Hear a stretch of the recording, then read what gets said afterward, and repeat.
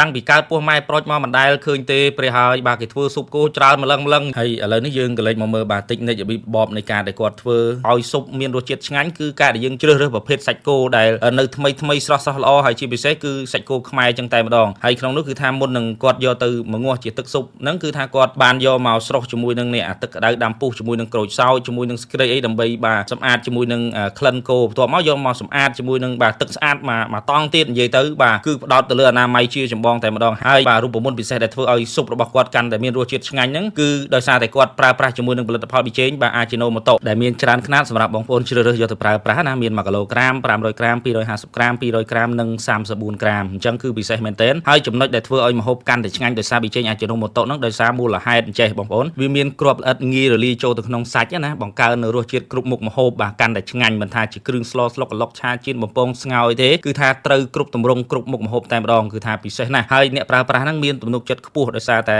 ប៊ីចេងអាជីណូម៉ូតូនេះគឺត្រូវបានឆ្លងកាត់ពិនិត្យយ៉ាងល្អិតល្អន់ហើយទទួលស្គាល់ដោយជាស្ថានស្តង់ដារម្ហូបអាហារកម្ពុជាយើងណាហើយជាពិសេសគឺផលិតតាមស្តង់ដារប្រទេសជប៉ុនទៀតអញ្ចឹងគឺពិសេសមែនទែនហើយហាងរបស់គាត់នឹងមានឈ្មោះថាបាទអាហារដ្ឋានម្លប់មានបាទដែលមានទីតាំងនៅផ្លូវវាងស្គុនបាទពីភ្នំពេញមកសៀមរាបហ្នឹងគឺនៅចំណុចបាទគីឡូគេហៅថាលេខ75ហ្នឹងឯងហើយសម្រាប់ហាងនេះគឺថាគាត់បើកលក់ចន្លោះពីម៉ោងបាទ6ព្រឹកហើយដល់ម៉ោង8យប់បានគាត់បិទចំណែកឯបាទស៊ុបគោដែលពិសេសបែបហ្នឹងណាបាទគឺថាមានចាប់ពីម៉ោង11ទៅបានមានអញ្ចឹងហើយកុំភ្លេចទៅភ្លុកទៅសាកទាំងអស់គ្នាបាទហើយសម្រាប់ស្មងគោនេះបងប្អូនបាទ$15ទេបាទមានជាមួយនឹងសាច់បន្ថែមមានទឹកស៊ុបគាត់មកខ្វើងធំអញ្ចឹងតែម្ដងគឺពិសេសណាស់ចំណែកឯបាទស៊ុបមីធម្មតាគឺមួយចាន12000រៀលឡើងទៅហើយបើសិនជាអាស៊ុបពិសេសដូចពួកខ្ញុំនេះសាច់ដុំនេះបងប្អូនហើយបាទមួយចាន15000ប៉ុន្តែញ៉ាំមិនអស់ទេ